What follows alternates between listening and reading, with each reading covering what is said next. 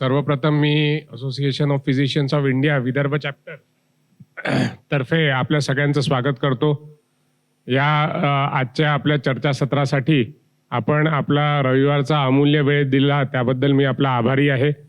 आणि या कार्यक्रमातर्फे आपला उद्देश हा आहे की जे सध्याचे सर्वात प्रॉब्लेम असलेले आजार म्हणजे डेंग्यू, सध्या डेंग्यूची साथ सुरू आहे आपल्या शहरात. कोविडमुळे आपण दुसरी लाट आपण अनुभवली आहे, किती वाईट होती. तिसरी लाट न यावी यासाठी काय करावं. आणि डायबिटीस आजकाल प्रत्येकाच्याच घरात कोणाला ना कोणाला डायबिटीस असतो. त्याच्यामुळे सध्या हे हेल्थ रिलेटेड इश्यूज सध्या आपल्याला सगळ्यांनाच भेडसावत आहेत. आणि यासाठी आपल्याला काय करता यावं जेणेकरून आपण आपली तब्येत व्यवस्थित ठेवू शकतो. आणि आपली तब्येत व्यवस्थित राहिली तर आपल्यासोबत आपल्यामुळे आपल्या घरच्या लोकांनाही त्रास होत नाही. आणि घरचे हे सगळ्यांनाच माहिती आहे की घरचा एक व्यक्ती जरी आजारी पडला तर नुसतं शारीरिक नुकसान होत नाही, सोबत आर्थिक नुकसान पण होतं आणि मानसिक त्रास होतो तो वेगळा. तर हे सगळं टाळण्यासाठी, आणि याच्यातल्या कसं आहे की बऱ्याचशा गोष्टी या टाळण्यासारख्या असतात. म्हणजे आपण स्वतःचा शारीरिक बचाव, आर्थिक बचाव आणि मानसिक स्वास्थ्य राखणं हे बऱ्याचशा अंशी आपल्याच हाती असतं. त्याच्यामुळे हा त्या चर्चासत्र ऑर्गनाईज करण्यामागचा उद्देश होता. आणि मी सर्वात महत्त्वाचं म्हणजे शंकर खोब्रागडे सरांचे आभार मानतो की त्यांनी ह्याच्या ऑर्गनायझेशनमध्ये पुढाकार घेतला. सर आमच्या म्हणजे गुरुस्थानीच आहेत. काही आम्हाला प्रॉब्लेम असला की सर त्याचं शंका निरसन करतात आणि मार्ग दाखवतात आम्हाला. Rotary club of Nagpur south ला जेव्हा डॉक्टर कडुसकरांनी अप्रोच केलं आणि म्हटलं की असे कार्यक्रम आम्ही आयोजित करतो आहे, बहुजन हिताय संघ व वंदना संघ, दीक्षाभूमी, डॉक्टर आंबेडकर मिशन आणि यांच्या संयुक्त विद्यमाने आपण हा कार्यक्रम घेतो आहे, तर रोटरी क्लबचा काय सहभाग राहील. म्हटलं रोटरी क्लब अशा सर्व उपक्रमांना सदैव तत्पर आहे आणि कुठल्याही कार्यक्रमामध्ये स्वतःच्या नावासाठी नाही पण लोकांच्या आरोग्यासाठी कुठलाही कार्यक्रम असेल तर रोटरी तयार आहे. आणि तुम्हाला सांगायला एक आनंदाची गोष्ट अशी आहे की रोटरी क्लब ऑफ नागपूर साऊथचं मी जरी अध्यक्ष आहे तरी माझ्या क्लबमध्ये डायरेक्टर म्हणून, आरोग्य विभागाचं डायरेक्टर सर्व्हिसेस मेडिकल म्हणून डॉक्टर अजय कडुसकर माझे डायरेक्टर आहे तिथे. आणि ते छोट्या छोट्या गोष्टींमध्ये इतक्या बारकाईने त्यांचं त्याच्यामध्ये हे आहे की एकही प्रसंग आरोग्याच्या बाबतीत असलेला ते सोडत नाही. मला बरोबर अवेअर करतात की सर आपला हा कार्यक्रम झाला पाहिजे, हे झालं पाहिजे. आणि तुम्हाला सर्वांना आत्ता मी आवाहनही करतो की 29 तारखेला वर्ल्ड हेल्थ हार्ट डे आहे आणि त्या निमित्ताने रोटरीनी सर्व्हिस डे म्हणून कन्सिडर केलेला आहे. आणि तो सर्व्हिस डे म्हणून आम्ही डायबिटीस चेकअप कॅम्प ठेवलेला आहे. सरांच्याच क्लिनिकमध्ये आहे. आपला सर्वांना फ्री ऑफ कॉस्ट आपलं डायबिटीस चेकअप होईल. सर्वांना मी आमंत्रण देतो. आपण सर्वजण या. दिवसभरात सर मला वाटतं 10 ते 4 या वेळामध्ये आपण या तिथे. तुम्हाला त्याचं हे होईल. आणि रोटरी त्या दिवशी वर्ल्ड रेकॉर्ड करते आहे. एका दिवशी 10 लाख लोकांचा मधुमेहाची तपासणी करणार आहे. तर तो जो रेकॉर्ड आहे त्या रेकॉर्डचा पार्ट पण तुम्ही व्हाल म्हणून मी तुम्हाला सर्वांना एक वेळा आवाहन करतो. आजच्या या कार्यक्रमाला रोटरी क्लबला तुम्ही सहभागी करून घेतलं म्हणून मी डॉक्टर खोब्रागडे आणि डॉक्टर कडुसकर, प्राजक्ता मॅडम या सगळ्यांचे मनपूर्वक धन्यवाद देतो आणि कार्यक्रमाला शुभेच्छा देतो. थँक्यू. डेंग्यूविषयी तुम्हाला आता जी माहिती आहे आणि 20 मिनिटांनंतर जी माहिती होईल त्यावर बेस्ट क्वेश्चन्स आहेत किंवा आणखी काही तुम्हाला प्रश्नोत्तरं विचारायची असतील तर तुम्ही विचारू शकता. याला डेंग्यू म्हणतात आणि डेंगे आणि दुसरं नाव आहे ब्रेक बोन फीवर, की ज्याला पेशंट जेव्हा डॉक्टरकडे येतो तेव्हा त्याला इतका त्रास होतो की त्याला चालता येत नाही. बरेचदा उचलून आणावं लागतं आणि त्याचे जे अँकल जॉईंट असतात, नी जॉईंट असतात, ह्या जॉईंटवर इतका भार पडतो की तो जसा आपण समोर चिखल असेल किंवा कुठे शेवाळ असेल किंवा रस्ता असा खराब असेल तेव्हा कसं चालतो असा केअरफुल वॉकिंग, डेंगीचा अर्थ आहे केअरफुल वॉकिंग किंवा फॅक्टिशियस वॉकिंग. मानवी इतिहासात आधीपासूनच डास अस्तित्वात असल्याचं सांगितलं जातं. आपल्या अगोदर मॉस्किटो होते, डास होते आणि जगात डासांचं अस्तित्व जवळपास 20 कोटी वर्षापासून असल्याचं मानलं जातं. आपल्याला तर 70,000 वर्षच झाले इथे पृथ्वीवर येऊन, पण त्याच्याही आधी जे जीवाणू, ज्याला विषाणू आणि पॅरासाइट्स हे जे म्हणतात, तर यामध्ये मॉस्किटो हा सर्वात ओल्ड आहे. डासांच्या जवळपास 2,500 पेक्षा अधिक प्रजाती आहेत आणि तज्ज्ञांच्या मते सध्या 3,500 प्रजाती आहेत. यापैकी 100 प्रजातीच माणसांना चावणाऱ्या आहेत. डास आपल्या एका डंकात जवळपास 0.1 ml पर्यंत रक्त शोषून घेतात. जसं आम्ही तुमचं ब्लड काढतो ते 10 ml असते. 1 ml त्याचे जर 10 भाग केले तर त्या 1 मिलीमीटरचा एक भाग त्याला म्हणतात 0.1, तेवढं ते इंजेक्शन टोचून ब्लड काढतात. जसे आमचे पॅथॉलॉजिस्ट ब्लड काढतात, तर मी मॉस्किटोला नेहमी पॅथॉलॉजिस्टच म्हणतो की ते सिलेक्ट द पर्सन की येथे कुठे आपल्याला चांगलं ब्लड मिळेल. एका वेळी ते स्वतःच्या वजनापेक्षा जास्त रक्त शोषू शकतात. हे त्यांची स्पेशालिटी बघा. डासांचं जीवनचक्र सरासरी 3 महिने असतं आणि आपल्या शरीरामध्ये रक्तामध्ये जे रेड ब्लड सेल्स असतात, RBCs, त्यांचं सुद्धा लाईफ स्पॅन 3 महिन्याचा आहे, 120 days. मादी डास नर डासांपेक्षा जास्त जगतात. Survival of the fittest. त्यांना पुढची प्रजाती तयार करायची असते, अंडे द्यायचे असतात, तर त्यांना लाईफ थोडं जास्त मिळते.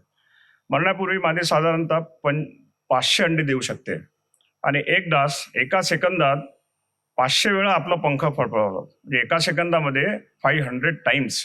आणि डासांची चाल धीमी असते आणि डास 1 मीलपेक्षा जास्त उडू शकत नाही. त्यांची कपॅसिटी 1 मैलाच्या वरती धावू शकत नाही. Mosquito causes what? मॉस्किटो म्हणजे डास, याच्यापैकी मलेरिया तुम्हाला सगळ्यांना माहीत आहे, डेंगी माहीत आहे आणि चिकनगुनिया माहीत आहे. हे 3 सगळ्यात महत्त्वाचे. इवन येलो फिवर हा सुद्धा आजार ते काढू शकतात. यामध्ये 2 प्रजाती आहेत, ॲनाफिलिस आणि एडिस इजिप्टी आणि क्युलेक्स. हे डास आजारांचे वाहक असतात. जसं आपल्याला कुठेही जाताना वाहन लागते, जसं कोणी स्कूटरवर येतात, कोणी कारमध्ये येतात, कोणी फ्लाईटने जातात, तर ह्या व्हायरसेस जे असतात तर याचा मॉस्किटोचा वापर ते व्हेक्टर म्हणून करतात. डास डेंग्यू, मलेरिया, चिकनगुनिया सारखे आजार पसरवतात आणि ज्यामुळे कित्येक लोकांचा मृत्यू होतो. जसं आता करोनामुळे, आज आमचं करोना चर्चा सत्र होतं आणि जवळपास 50 लाख लोक आपल्या जगामधून निघून गेले आहेत आपल्यामध्ये, 50 लाख. डेंग्यूमुळे भरपूर लोक मरण पावतात. दरवर्षी 25,000-30,000 लोकांचा मृत्यू होतो. आणि डेंग्यू ताप किंवा डेंगी ताप, याला मराठीमध्ये हाडमोडी ताप, विशेषतः ग्रामीण भागामध्ये, हा एक विषाणूजन्य रोग आहे आणि हा ताप डेंग्यू विषाणूंमुळे होतो. जसं TB आहे तर त्याचा बॅक्टेरिया असतो, लेप्रोसी त्याचा बॅक्टेरिया असतो, असे पॅरासाइट्स, वर्म्स असतात. तसेच प्रत्येक विषाणू, जीवाणू, पॅरासाइट्स असे बरेचसे जे असतात त्यामुळे, आणि जे जवळपास 90% आजार आहेत हे आजार ॲनिमल्समुळे होतात. कुत्र्यांमुळे रेबीज होतो, बऱ्याचशा प्राण्यांमुळे किंवा कॅट स्क्रॅच मांजरीमुळे, किंवा असे बरेचसे प्राणी आहेत की त्यांच्यामुळे बरेचसे आजार होतात. एडिस इजिप्ती डासाच्या चावण्यामुळे तो प्रसारित केला जातो. हा एक तीव्र फ्लू सारखा आजार आहे आणि संक्रमणात्मक डासाच्या चाव्यानंतर तो 5 ते 6 दिवसानंतर मनुष्याला हा रोग होतो. आणि या रोगाचे 2 प्रकार आहेत. डेंग्यू ताप किंवा डेंग्यू रक्तस्रावात्मक ताप, त्याला DHF म्हणतात, डेंग्यू हेमरेजिक फिवर. आणि डेंग्यू रक्तस्रावात्मक हा ताप एक अधिक तीव्र स्वरूपाचा आजार असून त्यामुळे मृत्यू ओढवू शकतो. It is deadly disease. Dengue असं साधारण आपण समजतो की साधा व्हायरल ताप आहे, 7 दिवसात होईल, पण त्याचे जर कॉम्प्लिकेशन सुरुवात झाले आणि प्लेटलेट कमी व्हायला लागले, जवळपास 20,000 जर कमी झाले, तर पेशंटच्या नाकातून ब्लड येईल, त्याच्या पोटात रक्तस्राव होईल, डोळ्यामध्ये सुद्धा त्याचे डोळे रेड होतात आणि तो शॉकमध्ये जातो, त्याचं ब्लड प्रेशर अगदी कमी होऊन जाते. भारतात 1963 साली कलकत्त्यात डेंगीची पहिली मोठी साथ आली होती आणि त्यानंतर बहुतांश महानगरे, शहरे व ग्रामीण भागांमध्येही डेंग्यूचा उद्रेक झाल्याची वृत्ते येऊ लागली. कलकत्ता सगळ्यात मोठं शहर आहे आणि तिथे पाण्याचा साठा किंवा बाकीचे जे लोक त्यामध्ये राहतात आणि जिथे जिथे पाणी जास्त आहे तिथे जे डास असतात यांना उत्पत्तीसाठी पाणी लागते आणि त्यामधून कलकत्तामध्ये ती मोठी लाट आली होती. प्राथमिक लक्षणे काय आहेत त्यामध्ये की सगळ्यात अगोदर पेशंटला थंडी लागून ताप येणे. आता थंडी लागून ताप हा मलेरियामध्ये येतो, टायफॉइडमध्ये येतो, युरिनरी ट्रॅक इन्फेक्शनमध्ये होतो, निमोनियामध्ये होतो, लिव्हर ॲब्सेसमध्ये होतो. जिथे कुठे बॉडीमध्ये इन्फेक्शन असेल तर तिथे पेशंटला सर्वात अगोदर ताप हे बॉडीचं रक्षणात्मक कार्य आहे, कारण त्यामध्ये बरेचसे व्हायरसेस किंवा पॅरासाइट्स हे नष्ट होऊ शकतात. अंगदुखी, पेशंट सांगतात की डॉक्टर साहेब बहुत बॉडी एक हो रहा है. अशक्तपणा म्हणजे विकनेस, अंगावर लाल रंगाचा चट्टा येऊ शकतो. बरेचसे लोक सांगतात की तुम्ही गोळ्या दिल्यामुळे आम्हाला रिएक्शन आली. आता पहिल्या दिवशी पेशंट चांगला आला ताप आणि आपण त्यांना कोणती मेडिसिन दिली, अमॉक्सिसिलिन म्हणा किंवा आणखी सल्फा ड्रग किंवा आणखी कोणत्या मेडिसिन दिल्या, तर दुसऱ्या दिवशी जर त्याच्या अंगावर चट्टे आले तर तो डॉक्टरकडे येतो की तुमच्या मेडिसिनमुळे झालेला आहे, पण it is a type of dengue fever. आणि अंगदुखी तीव्र स्वरूपात असू शकते म्हणून याला हाडे मोडणारा ताप असेही म्हणतात. ह्या डेंग्यू फिवरचे सिम्पटम्स त्याच्या स्टेजेस असतात. एक पहिले आहे फिब्राईल स्टेज. यामध्ये सडन ऑनसेट ऑफ फिवर. आता तुम्ही इथे बसून आहात, 4 वाजता सडन ताप आला तुम्हाला, तर it is a dengue fever. Headache, डोकं दुखणे, mouth and nose bleeding, muscle and joint pains, त्यानंतर व्हॉमिटिंग, उलट्या होणे, अंगावर रॅश येणे, काही पेशंटला जुलाब होतात, डायरिया.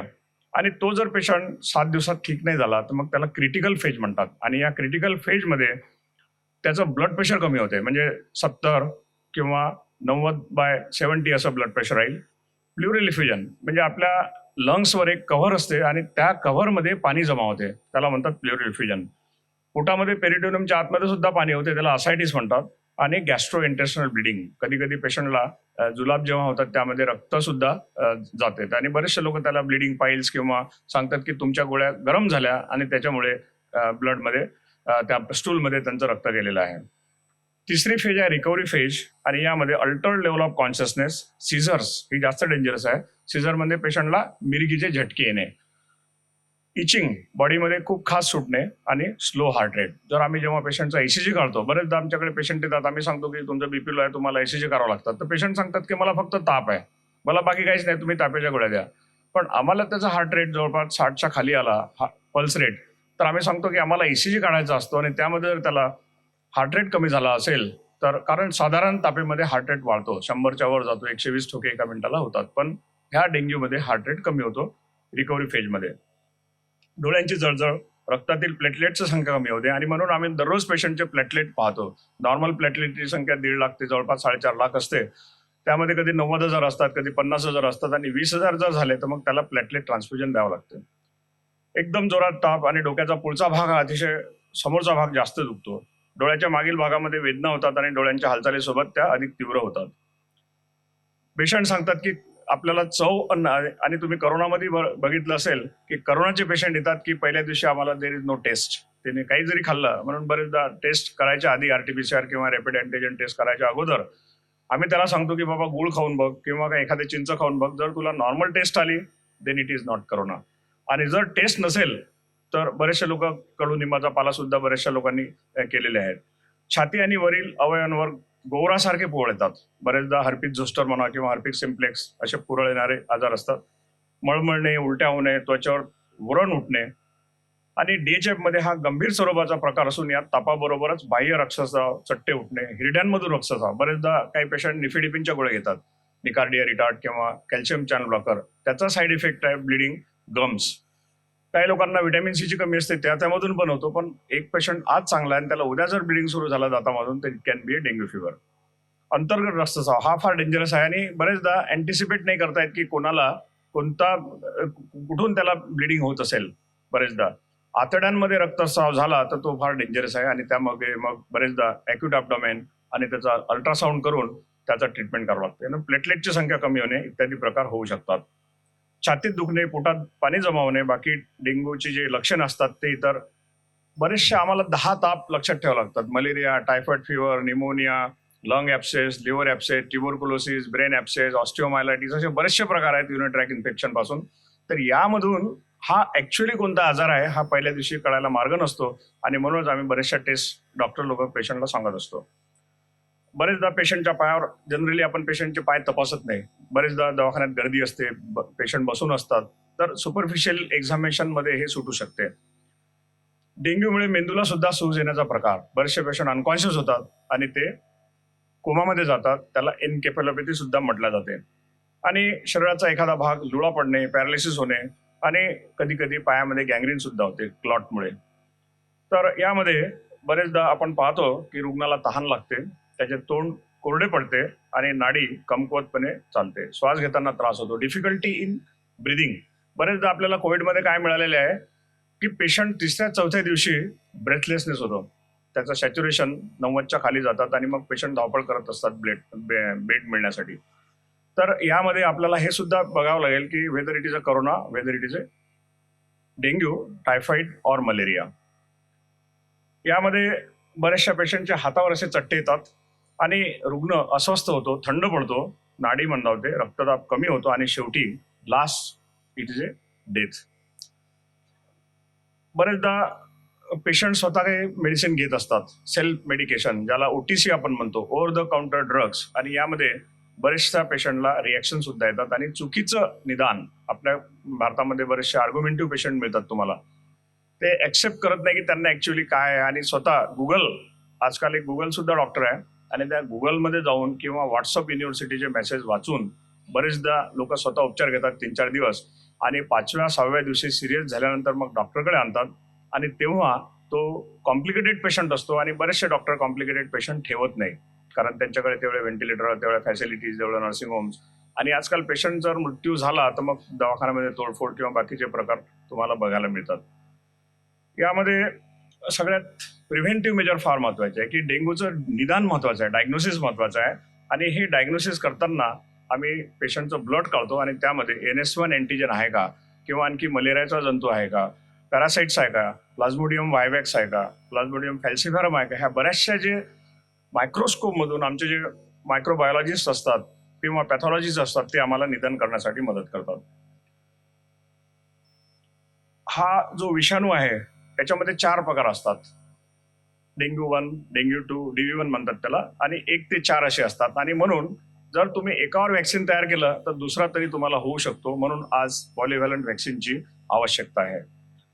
डेंग्यू हा मादी डासांच्या चाव्याद्वारे पसरतो. ज्या फिमेल असतात, फिमेल मॉस्किटोज, एडिस इजिप्टी, मच्छर हा व्हायरसच्या संक्रमित व्यक्तीचा रक्त घेताना संक्रमित होतो, आणि सुमारे 1 आठवड्यानंतर एक निरोगी व्यक्तीला चावा घेताना मच्छर हे विषाणू संक्रमित करू शकतात. 1 आठवडा लागतो जवळपास. आणि डेंग्यू थेट एका व्यक्तीकडून दुसऱ्या व्यक्तीकडे पसरत नाही. जर आमच्या दवाखान्यात पेशंट आला डेंग्यूचा तर त्याच्यापासून मला धोका नाही, पण मॉस्किटो त्याला चावला आणि तिथलं व्हायरस माझ्या ब्लडमध्ये त्यांनी आणून सोडलं तर 7 दिवसांनी मला डेंग्यू होऊ शकतो.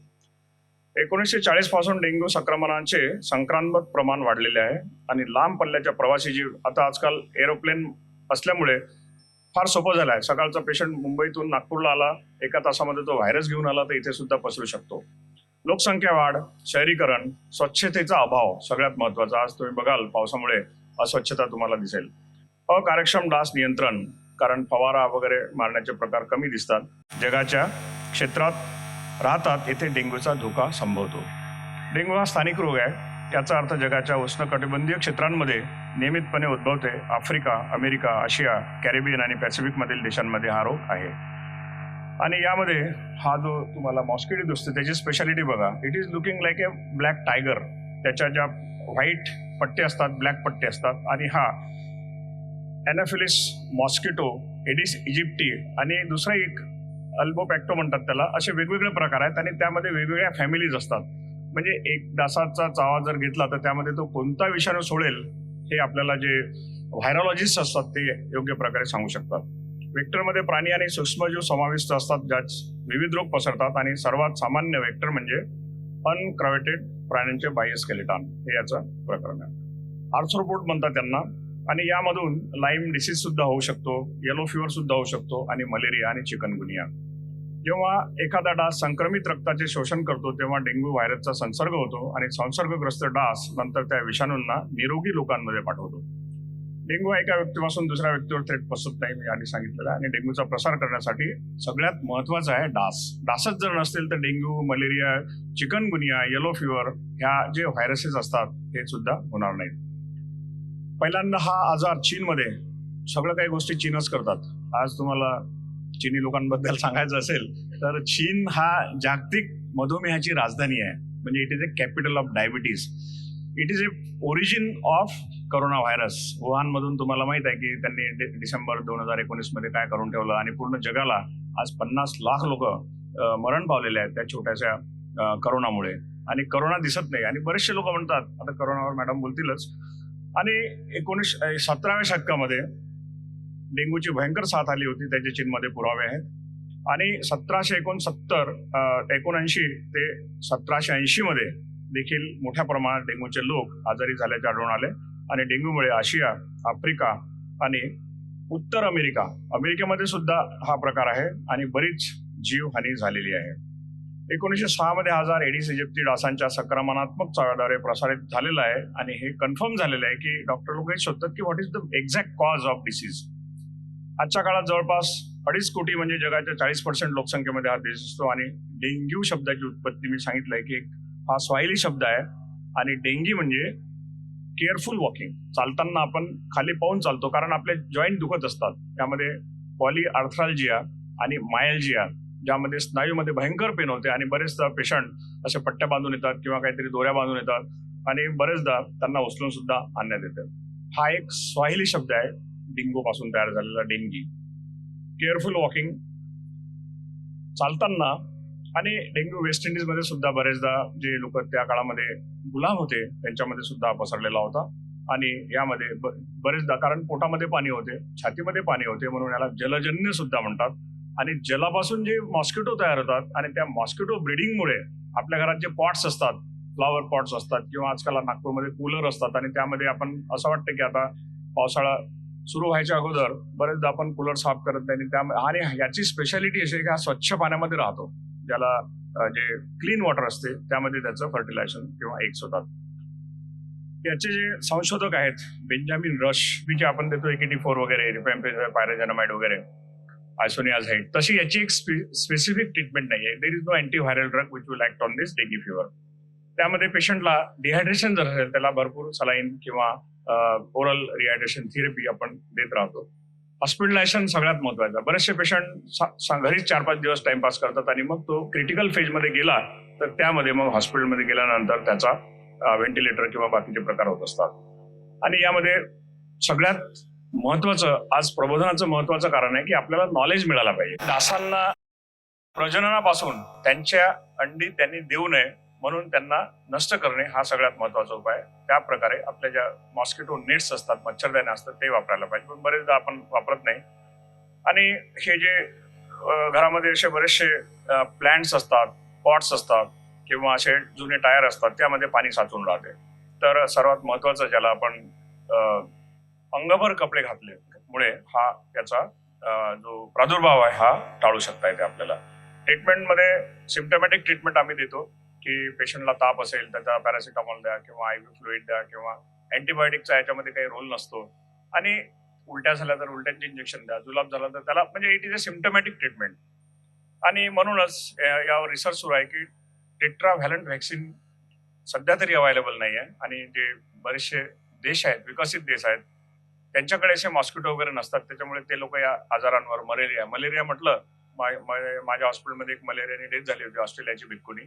तर तिथून एक टीम आली 7-8 लोकांची आणि त्यांनी म्हटलं how she can die because of malaria. पण त्या पेशंटला अल्जिड मलेरिया होता आणि algid malaria present like vomiting and loose motion.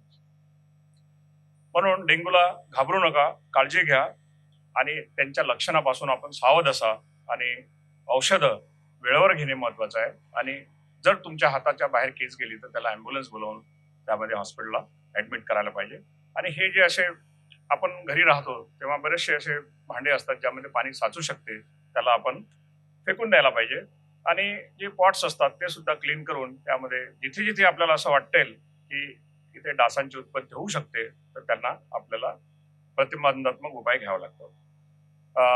इथे माझं लेक्चर संपलेलं आहे, वेळ संपलेली आहे माझी. I am thankful to all. Thank you very much.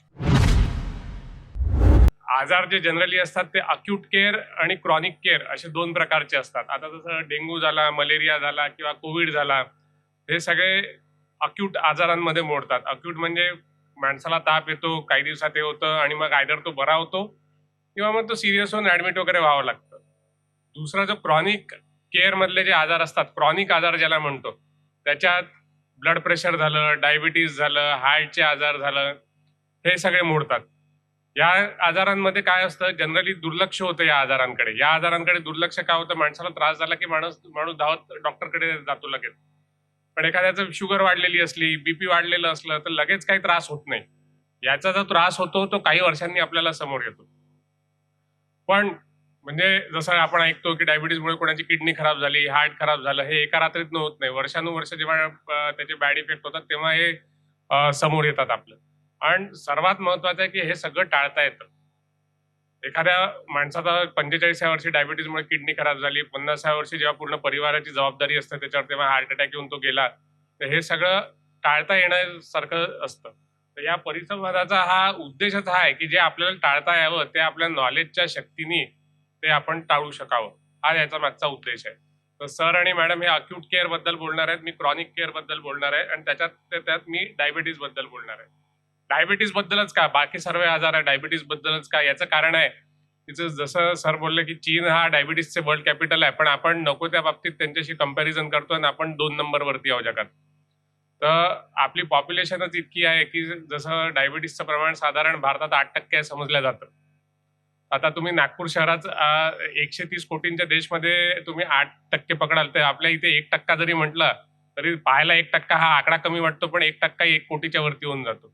Nagpur शहराचं तुम्ही बोलाल तर नागपूर शहराची पॉप्युलेशन साधारण समजा आपण 30 लाख पकडली, तर नागपूर शहरातच आजच्या घटकेला 2 ते 2.5 लाख लोकांना डायबिटीज आहे. म्हणजे हा आकडा खूप जास्ती आहे.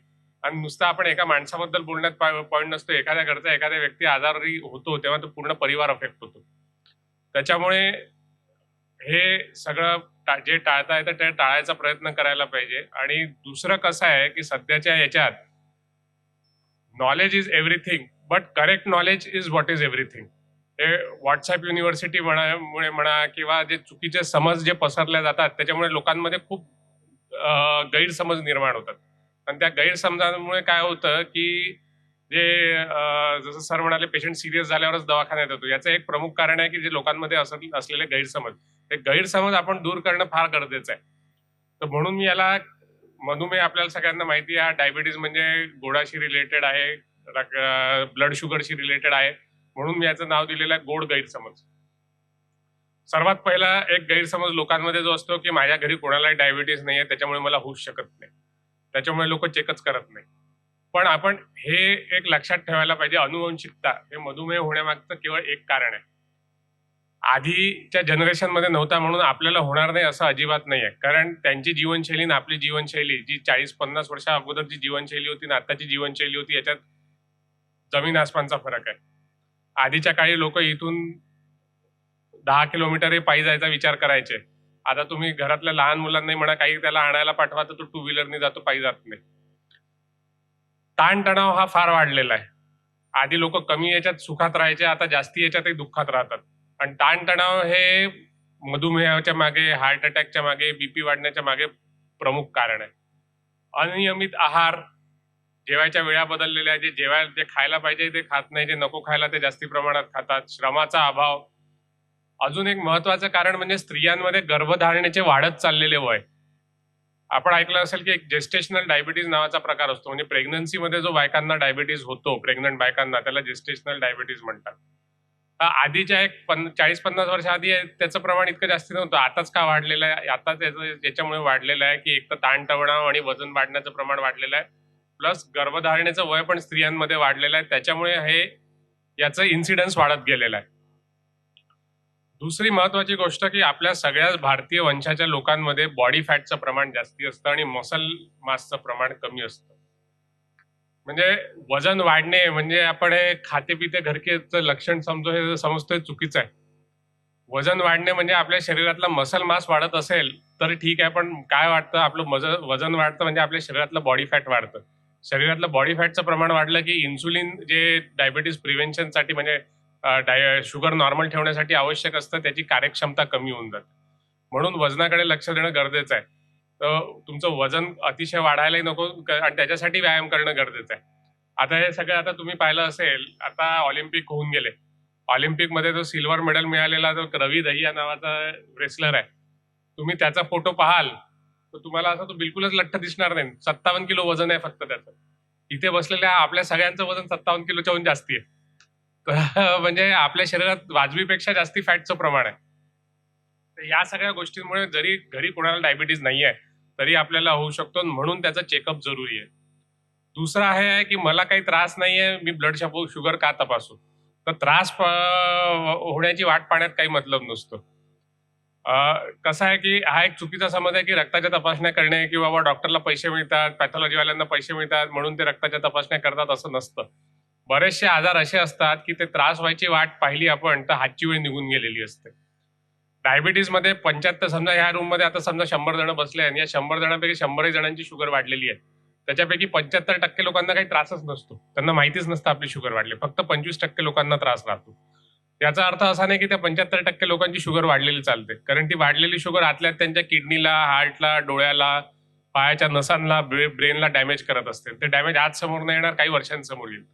तर त्याची आपण वाट पाहिली तर इट इज टू लेट.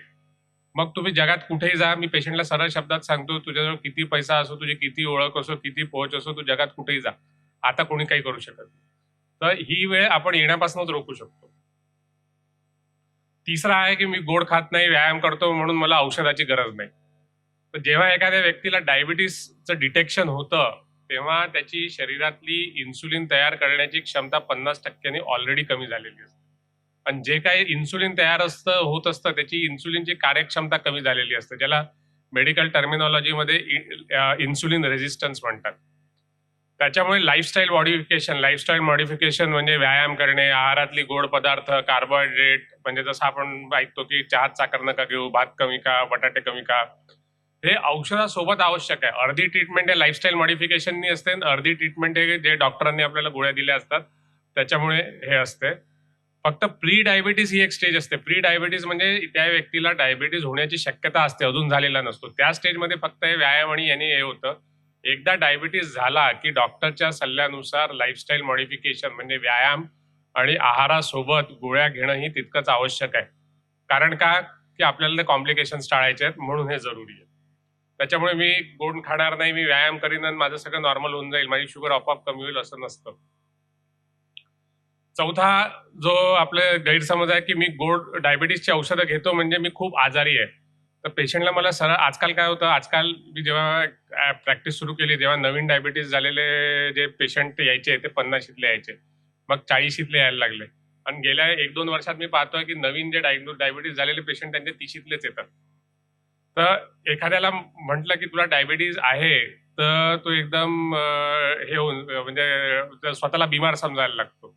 पण असं स्वतःला आजारी वगैरे समजायची अजिबात गरज नसते. हा सर्वात मोठा गैरसमज आहे. डायबिटीज हा आजार नसून शरीरातील एक अनियंत्रित प्रक्रिया आहे. तर आपल्या शरीरात एक शरीर आपल्या मशीन सारखं आहे. जसं मशीनमध्ये वेगळं वेगळं कॉर्डिनेशन असतं, जसं बरोबर एकानंतर एक गोष्ट होत जाते, तसं आपल्या शरीरातही तसं असतं. ही प्रक्रिया कधी कुठे गडबड झाली की माणसाला डायबिटीज होतो. औषधांनी व जीवनशैलीत बदल आणून आपण याच्यावरती नियंत्रण मिळवू शकतो. सर्वात महत्वाचं काय आहे की याच्यावरती हा असा एक कंडिशन आहे की ज्याच्यात आपण नियंत्रण मिळवू शकतो. काही असे आजार आहेत जसं कॅन्सर झाला वगैरे, या गोष्टींमध्ये आपलं काहीच नियंत्रण नसतं.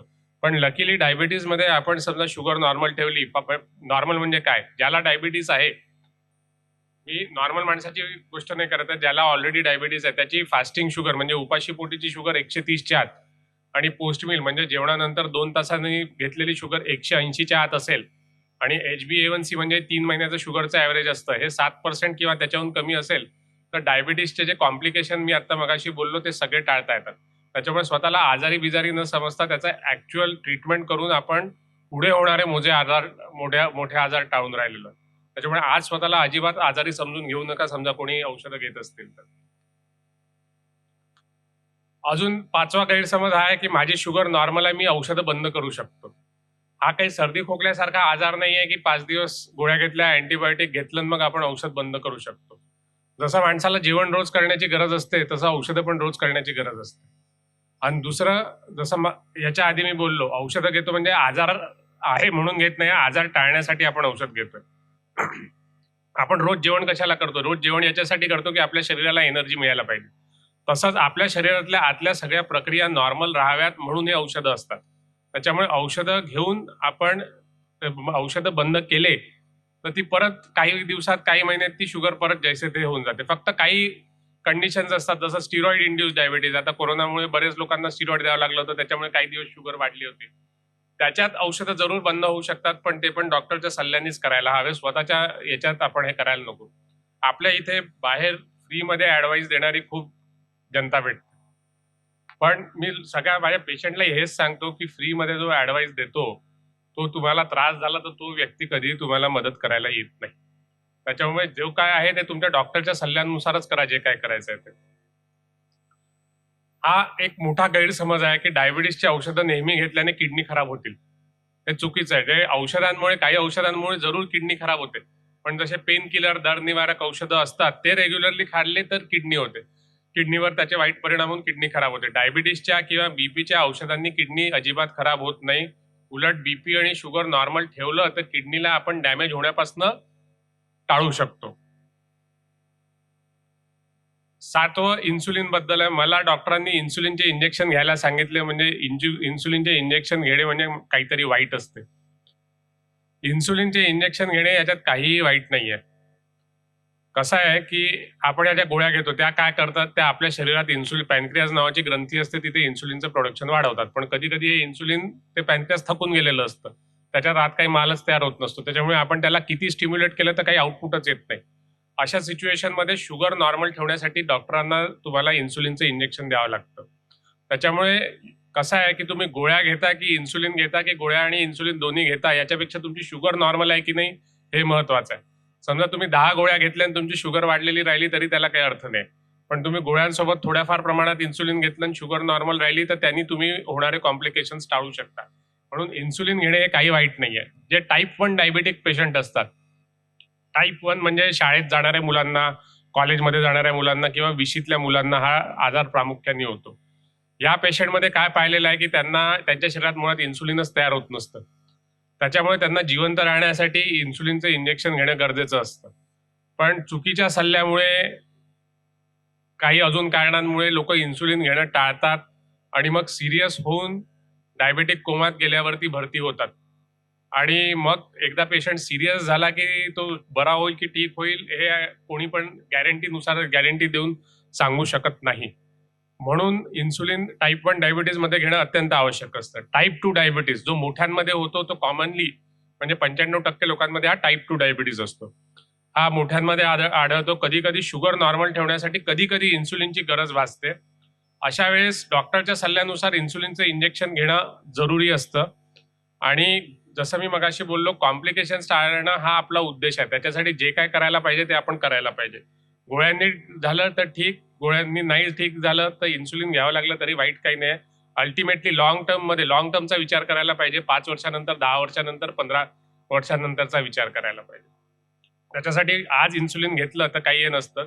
इन्सुलिन बाबत अजून एक गैरसमज असतो की मला स्वतःला घेता येणार नाही, ते मला खूप दुखेल, माझी लाईफस्टाईल खराब होईल, असं काही नसतं. आजकाल इन्सुलिन इतकं सुटसुटीत झालेलं आहे, पेनमध्ये असतं, त्याची सुई इतकी बारीक असते. आपण नॉर्मली जे हातापायावर इंजेक्शन घेतो त्याची सुई 26 नंबरची असते.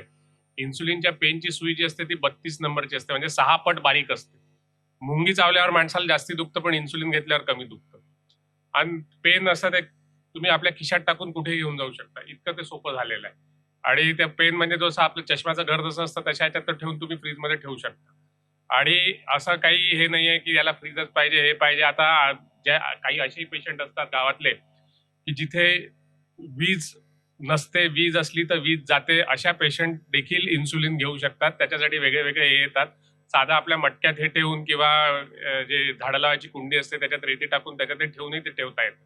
त्याच्यामुळे असं काही प्रॉब्लेमॅटिक नाही. 8वा गैरसमज हा आहे की मी डायबिटीज सोबत दिलेली बीपी, कोलेस्ट्रॉलची औषधे बंद केलेली चालेल.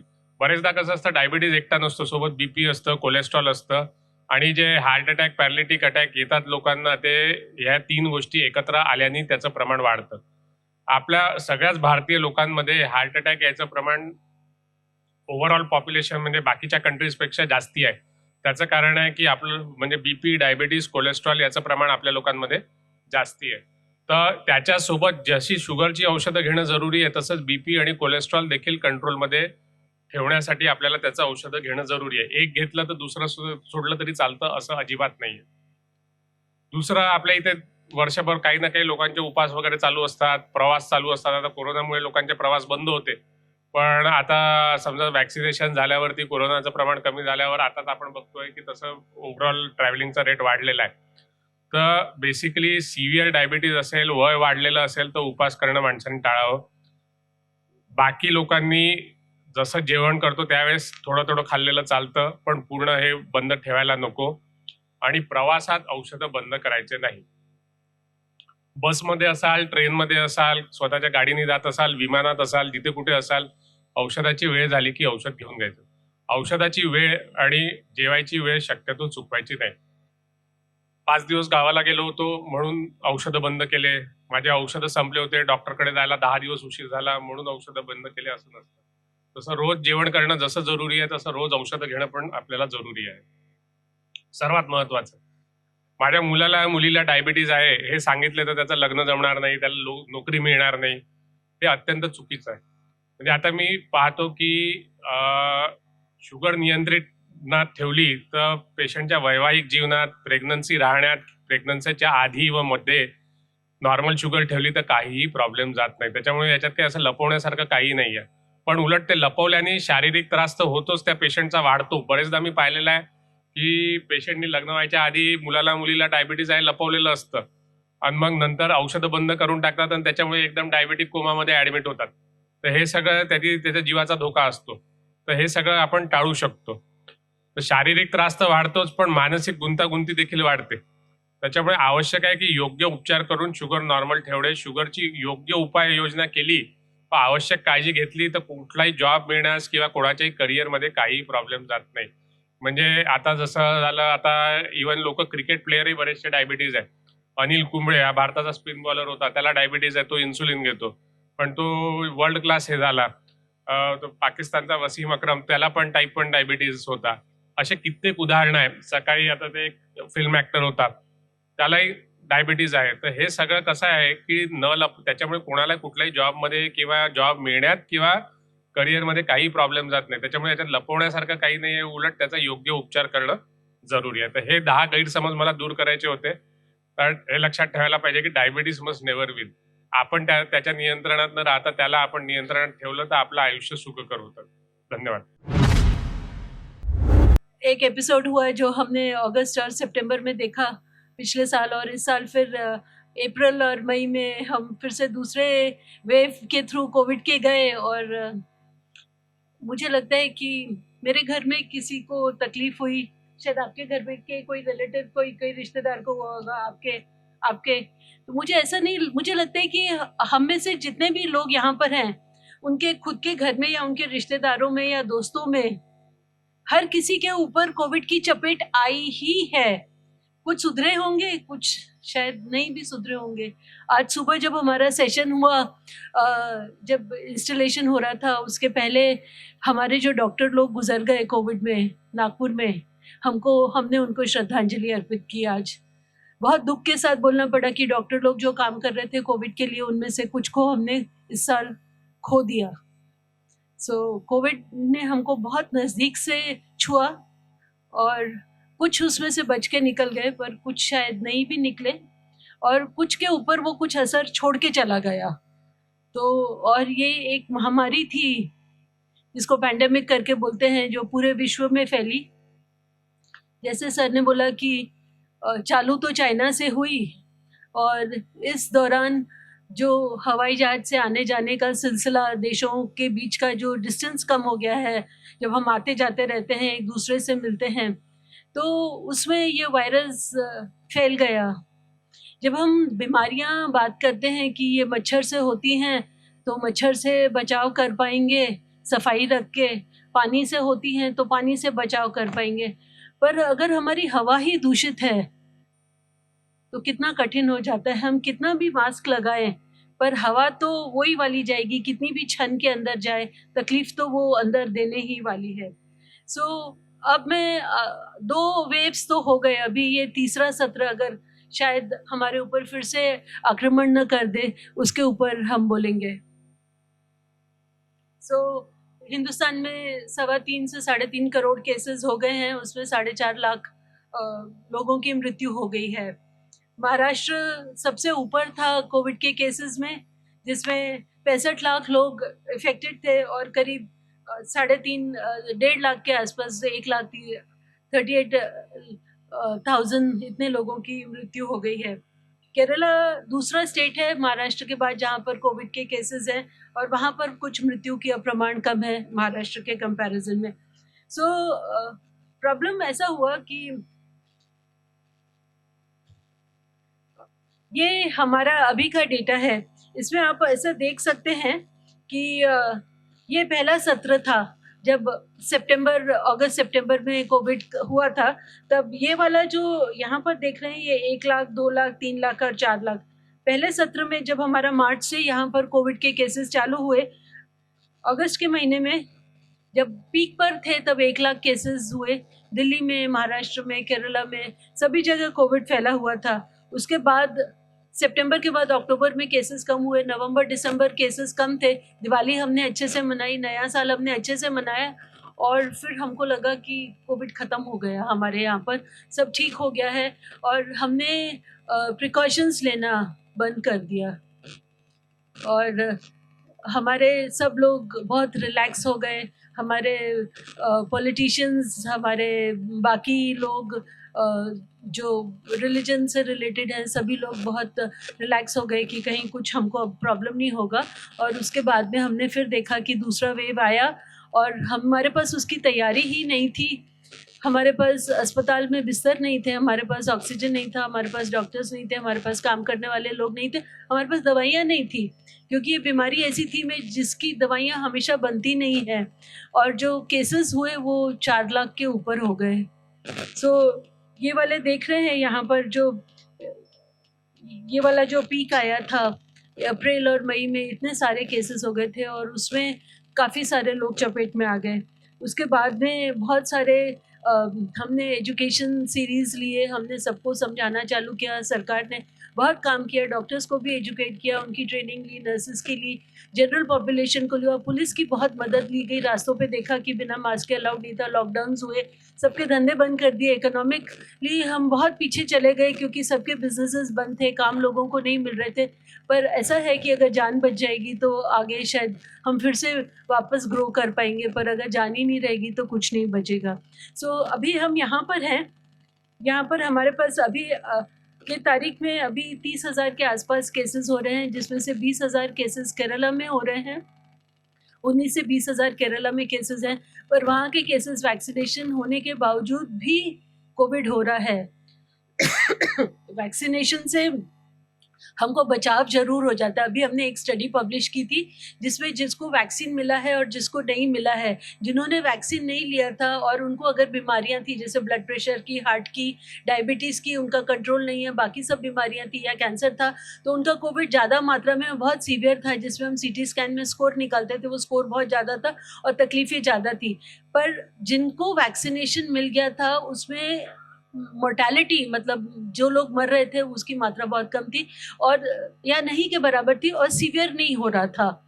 सो वैक्सीनेशन आज के दिन में, मतलब प्रोटेक्शन के अलावा वैक्सीनेशन एक ऐसा हमारे हाथ में हथियार है जिससे हम अपना बचाव कर सकते हैं। इसलिए, और क्योंकि ऐसा हुआ था कि पहला जब कोविड का वेव आया था अगस्त में, तब सबसे जो सीनियर लोग थे जिनकी शरीर की क्षमता कम थी, जो 65 प्लस थे, उनके लोगों की मात्रा ज़्यादा थी जिनको सीवियर कोविड हो रहा था और जिनकी जानें गई थी। दूसरे वाले में क्योंकि जो बहुत बीमार थे उनको तो तकलीफ हो चुकी थी, दूसरे सत्र में थोड़े कम उम्र वाले लोग इन्वॉल्व हुए थे और ऐसा हो गया कि अभी अगर बड़े वालों को हो गया है और बीच वालों को भी हो गया है, और वैक्सीनेशन भी इसलिए 65 साल के 16 जनवरी को वैक्सीनेशन चालू हुआ था और वो चालू किया था 65 साल से ऊपर वाले लोगों के लिए। जब उनका काफ़ी सारा हो गया, पहले हेल्थ केयर वर्कर्स के लिए चालू किया और जो हॉस्पिटल्स में काम करते हैं जिनको एक्सपोजर ज़्यादा, उसके बाद 65 साल के ऊपर वाले लोगों को, और उसके बाद में अपन नीचे नीचे आ गए कि 45 साल के ऊपर वाले जिनको बीमारियां हैं, और फिर अभी आज के दिन में 18 साल के ऊपर वालों को वैक्सीनेशन चालू किया है। पर इस दौरान ऐसा हो गया कि बच्चे तो रह गए, बच्चों का तो वैक्सीनेशन अभी भी, क्योंकि कोई भी जब नई बीमारी होती है उसके लिए हमको बचाव के लिए वैक्सीनेशन निकालना पड़ता है, तो वैक्सीन हम बच्चों से स्टार्ट नहीं कर सकते हैं। प्रेग्नेंट लेडीज़ जो गर्भवती है उनसे चालू, उनके ऊपर ट्रायल नहीं कर सकते हैं, तो अडल्ट्स के ऊपर ट्रायल होता है। तो ट्रायल्स जो हुए थे वो 18 साल के कम लोगों में हुए ही नहीं थे, और क्योंकि उसमें वैक्सीन ट्राई नहीं की गई थी इसलिए वैक्सीनेशन उनको दिया नहीं था।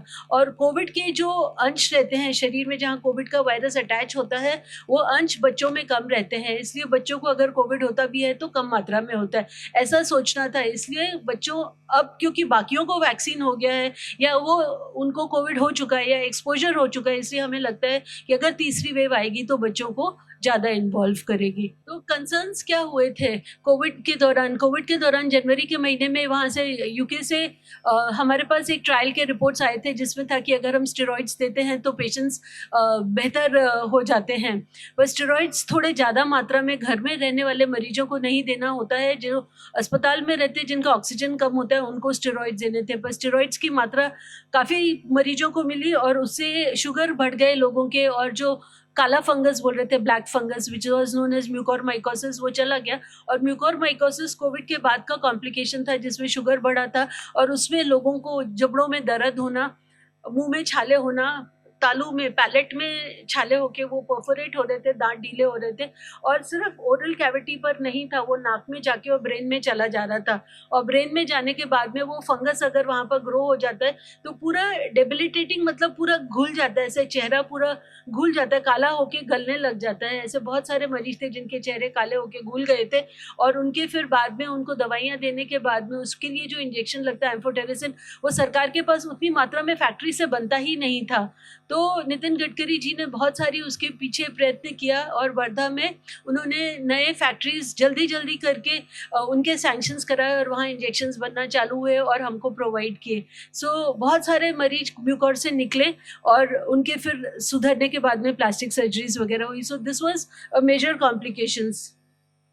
तो पहली वेव हुई, दूसरी वेव हुई, अभी तीसरी वेव हमारे ऊपर फिर से आने वाली है क्या, तो उससे हमको बचाव करना है। होता ऐसा है कि जो वायरस होता है, जब हमको एक बार सर्दी होती है और फिर से हो जाती है ना, 2 महीने बाद फिर से हो जाती है, फिर तीसरी बार फिर से हो जाती है, पर है तो सर्दी ना, शायद वायरस वो थोड़ा बदली हो जाता है, इसलिए हमको फिर से हो जाता है। तो ये कोविड के मामले में भी ऐसा है कि है तो वायरस, अंदर चला जाता है, पर जब वो बार बार एक से दूसरे मरीज में जाता है तो उसका जो स्ट्रक्चर होता है वो थोड़ा बदल जाता है, क्योंकि उसको सर्वाइव करने के लिए, उसको जिंदा रहने के लिए अपना स्ट्रक्चर बदलना पड़ता है ताकि आदमी उसको खत्म नहीं कर पाए। उसको म्यूटेशन बोलते हैं। तो कोविड का वायरस ऐसे म्यूटेट हो जाता है और वो म्यूटेटेड वायरस जो रहता है, जितना वो फैलेगा उतना वो म्यूटेट होते जाएगा और जितना वो म्यूटेट होते जाएगा वो नए लोगों को ज़्यादा इफेक्ट करते जाएगा।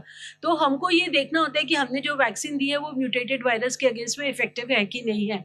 सो थर्ड वेव से हमको बचने के लिए ये ज़रूरी है कि वायरस आगे नहीं फैले। अगर हम वायरस को यहाँ रोक लेते हैं तो आज तक के जो वैक्सीन हैं वो इफेक्टिव रहेंगे, पर अगर वो जल्दी फिर से स्प्रेड हो जाएगा, जैसे आपने पेपर में पढ़ा होगा कि जो वेरिएंट्स आए थे, जो डेल्टा आया था और डेल्टा प्लस वेरिएंट आया था और अभी अमेरिका में एक म्यू वेरिएंट आया है, ये जो नए वेरिएंट्स आए हैं अगर वो फैलते चले जाएगा तो नए लोगों को फिर से इफेक्ट करेगा और उसके ऊपर वैक्सीन इफेक्टिव नहीं रहेंगे। इसलिए ये बहुत ज़रूरी है कि हम अभी वायरस को बढ़ने से रोक दें, और अगर वो रोक देंगे यहाँ पर आगे नहीं बढ़ेगा तो वो स्वाइन फ्लू जैसे हुआ था।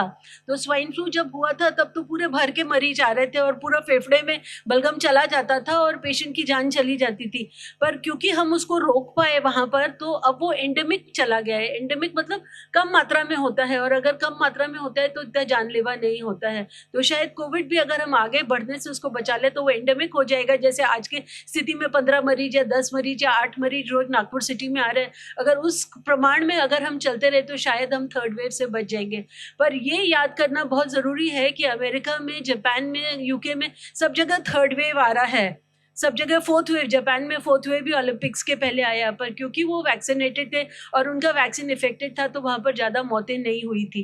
पर थर्ड वेव आने की शंका बहुत है, और ये शंका और बच्चों को ज़्यादा इन्वॉल्व करने की शंका है। और अभी इसलिए जब गणपति का समय था, हमारे कॉलोनी में गणपति रखा जाता है, तो वहाँ पर वो हमसे पूछने के लिए आए कि ये गणपति हम रख सकते हैं क्या। मैं मेरे कॉलोनी की प्रेसिडेंट हूँ, उन्होंने बोला कि हम ये गणपति, पिछले साल तो आपने रखने नहीं दिया, इस साल हम गणपति यहाँ रख सकते हैं क्या। तो ये 20 दिन पहले था गणपति के, क्योंकि उसकी तैयारी पहले से हो जाती है। तो जब गणपति रखने की नौबत आई तो मैंने बोला आप रख सकते हो, अभी हमारे पास इतना स्प्रेड नहीं है, क्योंकि पिछले साल तो अगस्त सितंबर में पीक पर थे, तब मना कर दिया, तब तो सवाल ही नहीं पैदा होता। इस साल क्योंकि कम हो रहा है तो क्या हम गणपति रख सकते हैं। तो मैंने उनको बोला कि अगर आप रखना चाहते हो तो रख सकते हो, पर वहाँ पर सिर्फ वैक्सीनेटेड लोगों को भेजना। अब ऐसा होता है कि कभी जब कॉलोनी में सोशल फंक्शन होता है तो सबसे पहले दौड़ने वाले वहाँ पर बच्चे रहते हैं। सबसे ज़्यादा एक्साइटमेंट वो यंगस्टर्स और बच्चों को रहती है, और बच्चे अगर ऐसी जगह पर पहुँचे जो अनवैक्सीनेटेड हैं तो उनको तो बीमारी होने के चांसेस ज़्यादा हैं। और मेरे बिना कुछ बोले ही 8 दिन पहले मेरे को मैसेज आया कि हम नहीं रख रहे हैं, और इट वॉज फ्रॉम देयर कि हमारे बच्चे हमको बहुत प्रिय है, बहुत प्यारे हैं, उनको कुछ नहीं होना चाहिए, उनको प्रोटेक्ट करना, उनको संभालना हमारा फ़र्ज़, हमारा प्यार, हमारा सुकून उन्हीं में है। सो उन्होंने खुद ही विथड्रॉ कर लिया। ऐसे ही हमको अभी सबको प्रोटेक्ट करके रखना है। आप जितने लोग यहाँ बैठे हो, बाहर जितने सोशल में लोग हैं, सब हमको बहुत प्यारे हैं और नज़दीक है, और हर आदमी की लाइफ बहुत प्रेशियस है। हर आदमी अपने घर में बहुत प्रेशियस है और उसको संभालना, उसको समेट के रखना हमारा कर्तव्य बनता है। सो इसलिए गवर्नमेंट से बार-बार ऐसा आ रहा है कि सबको प्रोटेक्ट करके रखो और किसी को ये बीमारी आगे फैलने को नहीं होना। लक्षण तो आप सबको मालूम ही है। ये केरला का डेटा था कि अभी भी वहाँ पर कोविड हो रहा है, पर इतना ज़्यादा मात्रा में नहीं है। है 19,000, पर इतना सीवियर नहीं है, और मोर्टेलिटी मतलब मौतें इतनी ज़्यादा नहीं हो रही हैं, और जो फेफड़े में अंदर जाके और उसके बाद जो ऑक्सीजन वगैरह की मात्रा लग रही थी उतनी नहीं हो रही है। अब ये एक है जिसको हम कार्ब प्रोटोकॉल बोलते हैं। ऐसे जब छाती में बलगम चला जाता है, और दवाइयों के अलावा ये हम हर पेशेंट को जो घर पर भी रहता है रिकमेंड करते रहे थे तब, कि जैसे छाती में बलगम जम गया और ऐसे वो नीचे जम गया है, तो वो ऐसे जमा हुआ रहेगा, और अगर वो जमा हुआ रहेगा तो अंदर सांस पूरी मात्रा में जाती नहीं है। तो कार्ब प्रोटोकॉल का मतलब रहता है, हमारे वार्ड में भी जो मरीज वो रहते थे उनको हम बोलते थे कि हर 2 घंटे में अपना पोजीशन बेड में चेंज कर दो। तो 2 घंटे के लिए अपना सर ऊपर करके लेटो, 2 घंटे सीधे रहो, 2 घंटे एक बाजू में रहो, 2 घंटे दूसरे बाजू में रहो, 2 घंटे उल्टे होके लेट जाओ। तो बलगम एक जगह जमा नहीं रहेगा और वो वहाँ से हिल जाएगा और ऑक्सीजन अच्छे से चला जाएगा, क्योंकि अगर वो फेफड़े को जकड़ लेगा तो वो ऑक्सीजन जा नहीं पाएगा। तो इसको कोविड एसोसिएटेड रीपोजिशनिंग प्रोटोकॉल करके बोलते हैं, कि हर ये 2 घंटे में रहे तो फेफड़े थोड़े बेहतर काम करते हैं। ये आप लोगों ने देखा ही था सेकेंड पीक में क्या हुआ था। ये रास्ते खाली थे, सब घरों में लॉकडाउन में थे, एम्बुलेंसेस भरे हुए थे, एम्बुलेंसेस में लोग बीमार थे, बहुत क्रिटिकल कंडीशन में पहुंच रहे थे। घर पे बोल रहे थे जिनको तकलीफें हो रही हैं वो थोड़ा ध्यान से मरीजों को संभालो। किसी को भी अगर सांस ज़्यादा फूल रही है, अगर खा नहीं पा रहे हैं, अगर सबको बोला गया था कि जिनको कोविड हो रहा है वो अपना ऑक्सीजन की मात्रा देखते रहें, और 94% से अगर कम ऑक्सीजन रहे तो अस्पताल में आ जाएं। इसके बावजूद कुछ मरीज ऐसे पहुंच रहे थे जो ऑक्सीजन 30-40 के साथ आ रहे थे, और उनको हम नहीं भी बचा पा रहे थे। उसके बाद में ये आईसीयू का फोटो है, जो आईसीयू में बहुत तकलीफ थी। हमारे मेडिकल कॉलेज में 20 बेड हैं इमरजेंसी में, और एक समय पर 60-60 मरीज वहाँ पर रहते थे। हमने एक ऑक्सीजन 3-3 मरीजों को डिवाइड करके लगाया है, इतना बुरा हाल था हमारा। पेशेंट बहुत सीरियस थे और डॉक्टर्स ने बहुत मेहनत करी एक मरीज के ऊपर उस वक्त। उसके बावजूद बहुत सारे मौतें हुई। आप लोगों ने ये देखा होगा कि शमशान घाट के बाहर लाइनें लगी थी, रात तक 25-25 बॉडीज बाहर पड़ी रहती थी, जहाँ पर उनको क्रिमेशन के लिए, जलाने के लिए लकड़ी महंगी मिल रही थी, एम्बुलेंसेस महंगे थे, और बहुत तकलीफ के साथ। सो इट्स अ नाइटमेयर, एक बुरे सपने की तरह है ये। ऐसा सोचा जाए कि ये एक बुरे सपने की तरह है जो गुजर गया। अब जो हमारा नुकसान, हमारे घर से लोग चले गए, जिनकी मौतें हो गई या बीमार हो गए, वो अब बुरे सपने के जैसे वी शुड फिनिश, फिर से we shouldn't go through it, और वो फिर से हमारे ऊपर नहीं आना चाहिए, क्योंकि बहुत कष्टदायक था वो पीरियड। एक दिन एक न्यूज़ बहुत कष्टदायक थी। हुआ ऐसा था कि जैसे मैंने बताया कि जनवरी के महीने में हमको लगा कि कोविड ख़त्म हो गया है। हमारे पास फार्मर्स रैलीज दिल्ली में चल रही थी, वहाँ पर लोग भीड़ें जमा हुई थी, और उसके अलावा कुंभ का मेला हो रहा था, पॉलिटिशियंस की रैलीज चल रही थी, और उस दौरान लोग ऐसे भीड़ों में घूम रहे थे और उसकी वजह से फैला। तो अभी 1.5 साल के बाद आज पहला फंक्शन हमने लिया है, जो यहाँ पर आप बैठे हैं। आज हम यही बात कर रहे थे कि पिछले साल हम लोग फरवरी में मिले थे, उसके बाद हम लोग का कभी भी एक भी एक्टिविटी यहाँ पर होटल में हुई नहीं है। सो प्रिकॉशंस लेना बहुत ज़रूरी है। ये एक फ़ोटो है जो म्यूकोरमाइकोसिस का है, जो फैल गया था, जो आँखें चली जाती हैं, आँखें सूज जाती हैं, और सिर्फ आँख तक नहीं, ये तो बहुत छोटा सा फ़ोटो मैंने डाला है, पर वो ब्रेन में भी चला जाता था और ब्रेन में भी इन्वॉल्वमेंट हो जाती थी। उसके बावजूद दूसरा ऐसा था कि पेशेंट्स को हाथों में, उसके बाद वैस्कुलर एपिसोड्स बोलते हैं, कोविड का कॉम्प्लिकेशन में म्यूकोरमाइकोसिस के अलावा खून में थक्के जम जाते थे। वो खून के थक्के हार्ट में हार्ट अटैक करके ब्रेन में स्ट्रोक के जैसे, या हाथों में हाथ की नस अगर चोक हो जाए तो गैंग्रीन हो जाना, ऐसा सब बहुत कुछ देखा, और बहुत लोगों के हाथ और पाँव काटने भी पड़ गए थे उस दौरान। तो अभी ये बताने का महत्व ये है कि हम बहुत बुरे समय से गुजरे हैं और ये हमें याद रहना चाहिए कि क्या हुआ था। तो अभी एक्सपर्ट्स का ओपिनियन है, जो हमारे साइंटिस्ट है, कि शायद अभी अक्टूबर या नवंबर में थर्ड पीक आ सकती है, तो हमको संभल के रहना है। जो दूसरे वेरिएंट्स आने वाले हैं, जो डेल्टा वेरिएंट की बात कर रहे हैं, वो शायद ज़्यादा तकलीफदायक रहेगा, डेल्टा प्लस और ज़्यादा तकलीफदायक रहेगा।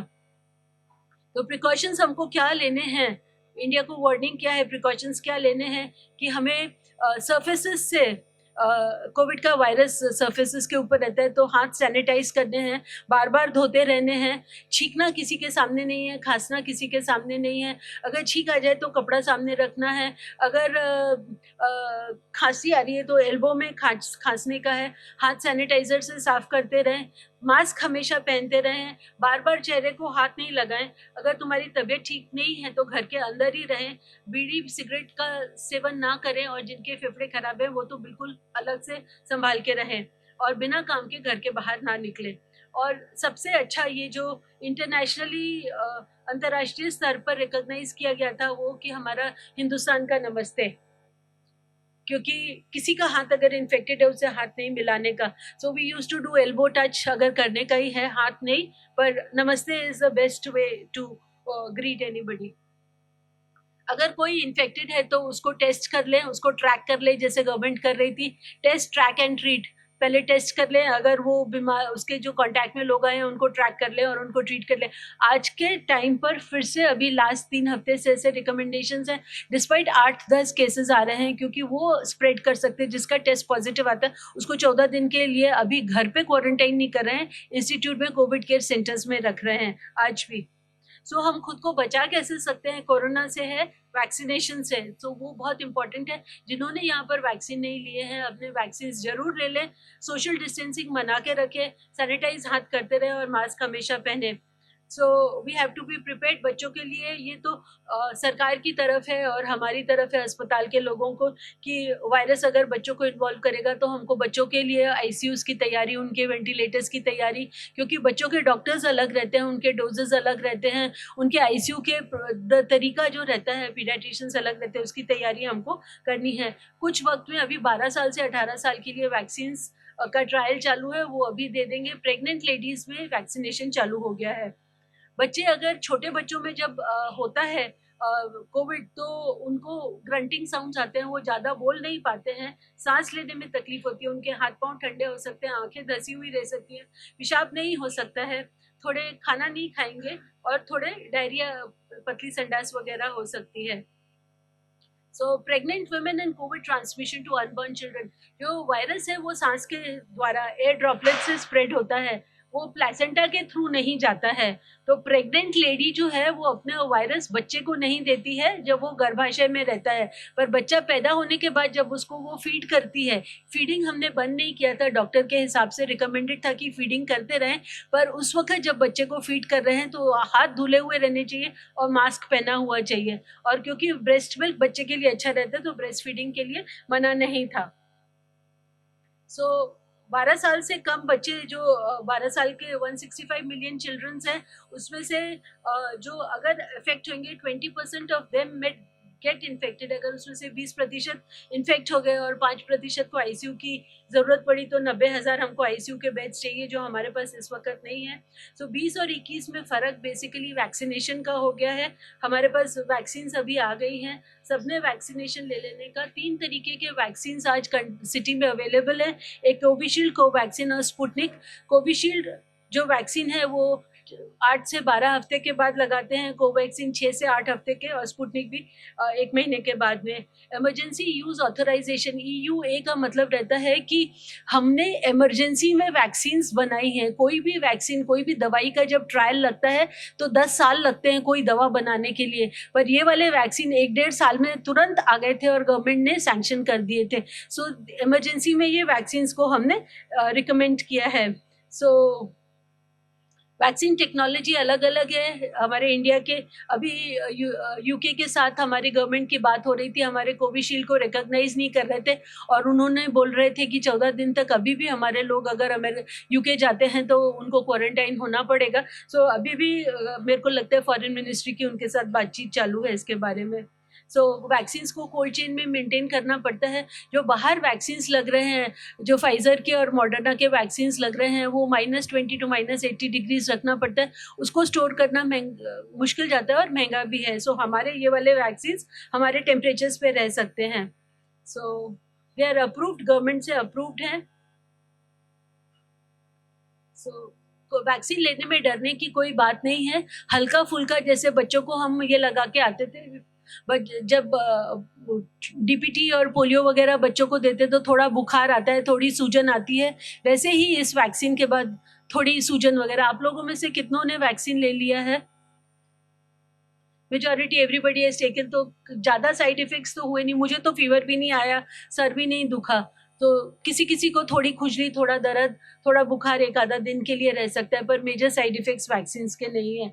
सो इट्स बेटर कि अपन सबने तुरंत ही अपने वैक्सीन्स, घर के लोगों को, पहचान के लोगों को, सबकी हिम्मत बंधा के एटलीस्ट वैक्सीनेशन करा दें, जब तक फिर से वायरस म्यूटेट होकर कुछ ऐसा होता है जो इस वैक्सीन से कवर नहीं होता है। अभी तक जो वाला वेरिएंट है हमारे वैक्सीन से कवर्ड है, सो हमको अभी इतना डर नहीं है एज ऑफ नाउ, पर प्रिकॉशंस लेते रहेंगे तो थर्ड वेव से बचे रहेंगे।